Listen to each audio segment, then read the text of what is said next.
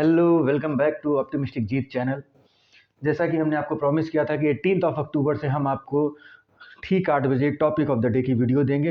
हालांकि ये वीडियोस की नंबर्स हम और बढ़ाएंगे, अभी एक है, धीरे धीरे हम इनको दिन में 2-3 जैसे भी इंपॉर्टेंट टॉपिक्स मुझे न्यूज़ में मिलेंगे मैं उनको अपलोड कर दिया करूँगा।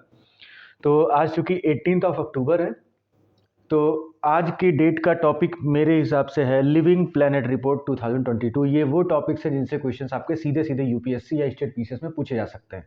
ये मोस्ट इंपॉर्टेंट टॉपिक्स की एक हमारी सीरीज रहेगी जो कि रोज़ रात में 8 बजे आपको मिल जाया करेगी। ठीक है, तो जब भी हम किसी रिपोर्ट की बात करते हैं, यहाँ पे रिपोर्ट की बात हो रही है, तो जब भी हम किसी रिपोर्ट की बात करते हैं तो उस रिपोर्ट में हमको सबसे पहले ये जानना होता है कि वो रिपोर्ट कौन सी संस्था, कौन सा ऑर्गेनाइजेशन रिलीज़ करता है।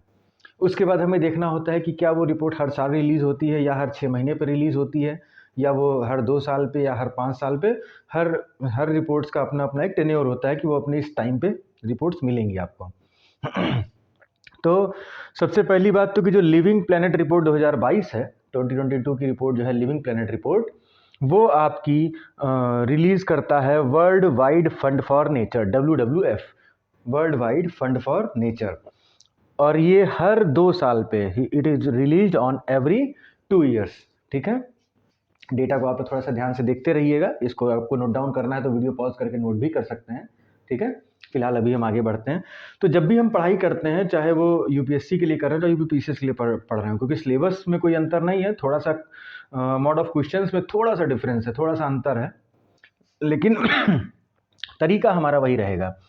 तो हमारा तरीका ये होना चाहिए कि हम किसी रिपोर्ट को अगर पढ़ रहे हैं तो वो रिपोर्ट कौन सा ऑर्गेनाइजेशन की वो रिपोर्ट है, कब कब वो रिपोर्ट आती है, और उसके बाद उस ऑर्गेनाइजेशन को इस्टेब्लिश कब किया गया, उसका हेडक्वार्टर कहाँ है। कुछ चीज़ें बेसिक होती हैं जो हर रिपोर्ट के बारे में आपको पता होनी चाहिए। तो आपकी लिविंग प्लैनेट रिपोर्ट आती है world wide fund for nature के थ्रू, WWF जिसको हम बोलते हैं। ये हर 2 साल पे रिलीज़ होती है। अब जब हम बात करते हैं वर्ल्ड वाइड फंड के बारे में, तो ये आपका इस्टेब्लिश होता है 1961 में, 1961 में आपके world wide fund for nature की स्थापना होती है। इसका हेडक्वार्टर जो है ग्लैंड एक जगह है स्विट्जरलैंड में। ठीक है, ग्लैंड आपका जो है वो स्विट्जरलैंड में है, वहाँ पे इसका हेडक्वार्टर है world wide fund for nature का।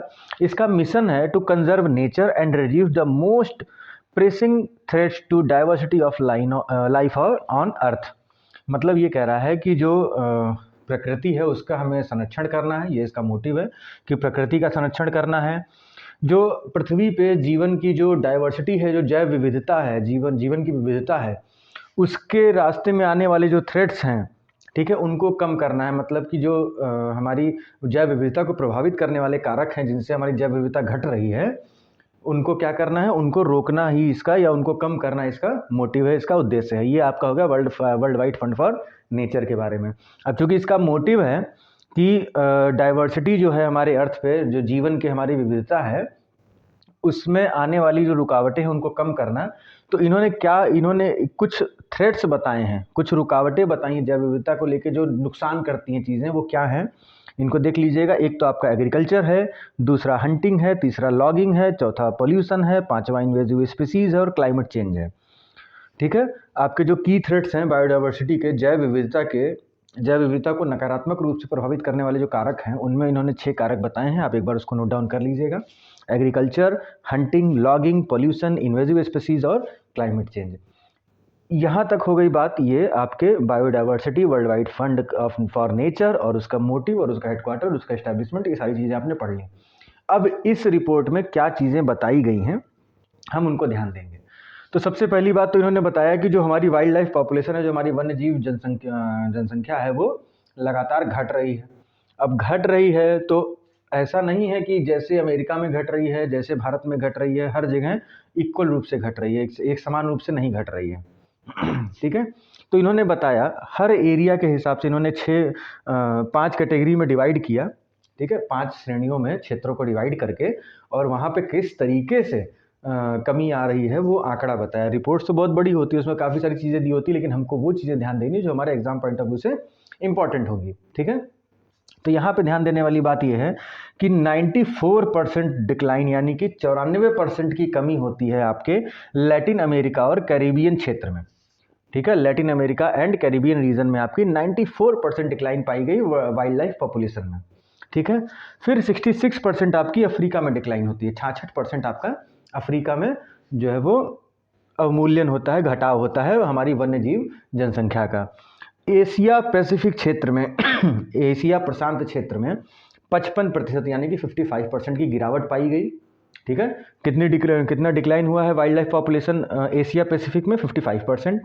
नॉर्थ अमेरिका रीजन में जो उत्तरी अमेरिका क्षेत्र है उसमें 20% की गिरावट पाई गई, 20% का डिक्लाइन है। यूरोप सेंट्रल एशिया में 18% का डिक्लाइन है, यानी कि 18% की कमी पाई गई आपके यूरोप और मध्य एशिया के क्षेत्र में। ये 5 क्षेत्र हैं, ये आपको याद रखने होंगे क्योंकि एग्जाम में सीधे सीधे पूछे जा सकते हैं। ठीक है। फिर फ्रेश वाटर स्पीसीज की अगर हम बात करें तो फ्रेश वाटर स्पीसीज जो होती हैं, जो ताज़े पानी की प्रजातियां होती हैं, उनमें ग्लोबली वो रिड्यूस हुई हैं 83%, मतलब वैश्विक स्तर पे उनमें 83% की गिरावट हुई है। गौर करने वाली बात है, 83% की गिरावट हुई है पिछले कुछ सालों में। ठीक है। फिर मैनग्रोव डिग्रेडेशन की बात करते हैं, यानी कि जो मैनग्रोव क्षेत्र होते हैं उनमें जो कमी आ रही है, वहाँ पे जो अवमूल्यन हो रहा है उसकी बात करते हैं। तो ये कह रहा है कि हर साल 0.13% की कमी आ रही है। मैनग्रोव रीजन्स में कितने की कमी आ रही है, कितना डिक्लाइन हो रहा है पर ईयर? 0.13%, 0.13% जो है वो हर वर्ष आपके मैनग्रोव क्षेत्र घट रहे हैं। इंडिया और बांग्लादेश से जुड़ी हुई एक न्यूज़ है कि इसी रिपोर्ट में कि 137 square kilometre of Sundarban mangroves forest in India and Bangladesh has been eroded since 1985।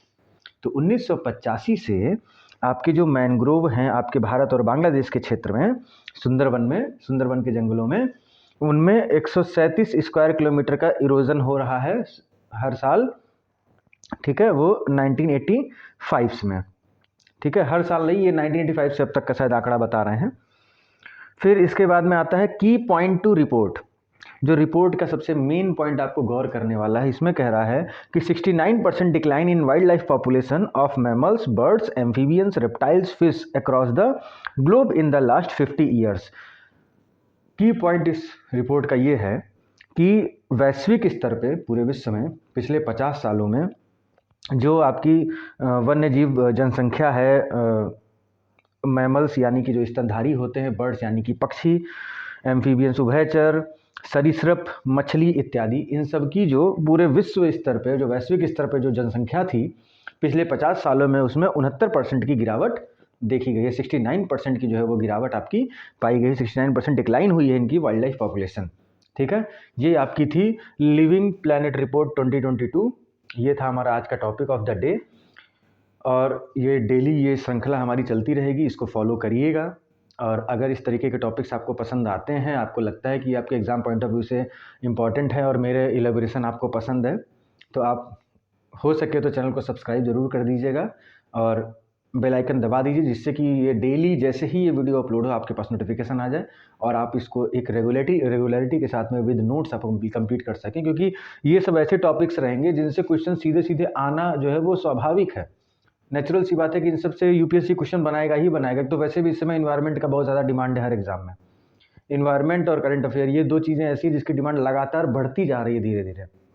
तो इसलिए आपको इन सब टॉपिक्स पे ध्यान देना होगा और आगे भी इसी तरह की वीडियोज़ के लिए, आगे तो इसी तरीके के लेक्चर्स के लिए आप जो है जुड़े रहिए, चैनल को सब्सक्राइब रखिए और जितना ज़्यादा हो सके लोगों को इसको शेयर करिए, जिससे कि ज़्यादा से ज़्यादा लोग इससे लाभान्वित हो सकें।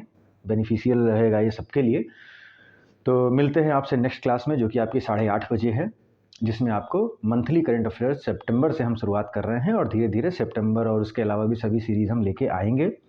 और उसके बाद में आपकी अगली क्लास इंडियन पॉलिटी की है और उसके बाद में आपकी मॉडर्न हिस्ट्री की है। तो ये हमारी प्रतिदिन की श्रृंखला है, जो अभी फ़िलहाल हम अभी जो अक्टूबर में लेके चल रहे हैं वो हमारे ये 4 चीज़ें रहेंगी। और जैसे जैसे वो सब्जेक्ट कंप्लीट होते जाएंगे उनके बाद हम इकोनॉमी, इन्वायरमेंट और हर प्रकार के सब्जेक्ट, ज्योग्राफी, जितने भी हैं आपके, स्पेशली मेंस के सब्जेक्ट जो आपको बहुत कम आपको कंटेंट मिल पाता है, जैसे इंटरनल सिक्योरिटी हो गया, यानी कि आंतरिक सुरक्षा, आपदा प्रबंधन, डिजास्टर मैनेजमेंट, एथिक्स, ऐसे बहुत सारे जो भी आपके मेंस के और प्री के सब्जेक्ट्स हैं, वो सभी हम धीरे धीरे 1 से 1.5 साल में पूरा कोर्स आपका हम कवर करेंगे। बस जुड़े रहिए हमारे साथ। Thanks for watching the video. Thank you.